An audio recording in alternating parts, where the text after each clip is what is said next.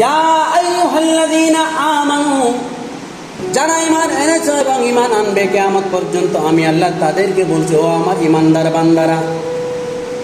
ইয়া আইয়ুহাল্লাযীনা আমানু, হে ঈমানদার বান্দারা, লা তারফাউ আসওয়াতাকুম ফাওকা সাওতিন নবী, নবীজির আওয়াজের উপরে, নবীজির কণ্ঠধ্বনির উপরে তোমাদের কণ্ঠ উঁচু করিও না, নবীজির কথার উপরে তোমরা কথা বলিও না। উচ্চ আওয়াজে বলি সুবহানাল্লাহ।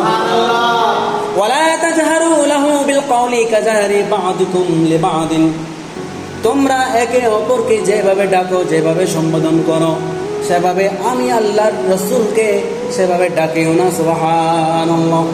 কোরআন শরীফের কোন আয়াতে, কোন সূরায়, কোন লাইনে, কোন পৃষ্ঠায়, কোন পারায় আমার আল্লাহ পাক রব্বুল আলামিন আমার নবীজিকে নাম মুহাম্মদ হওয়ার পরেও, নাম আহমদ হওয়ার পরেও ইয়া আহমদু ইয়া মুহাম্মাদু বলেন নাই। সুবহানাল্লাহ। কি বলেছেন? কোন কোন সূরায় ইয়াসিন বলেছেন, কোন কোন সূরায় ইয়া আইয়ুহান নবী বলেছেন, কোন কোন সূরায় ইয়া আইয়ুহাল মুযাম্মিল বলেছেন, আবার কোন কোন সূরায় ইয়া আইয়ুহাল মুদ্দাসসির বলেছেন। উচ্চ আওয়াজে বলি সুবহানাল্লাহ। ইয়া আইয়ুহান নবী বলেছেন, ইয়াসিন বলেছেন, তাহা বলেছেন। এভাবে আমার রাসূল করিম সাল্লাল্লাহু আলাইহি ওয়াসাল্লাম বিভিন্ন লকব, টাইটেল, উপাধি, গুণাবলী দিয়ে ডেকেছেন। আলহামদুলিল্লাহ।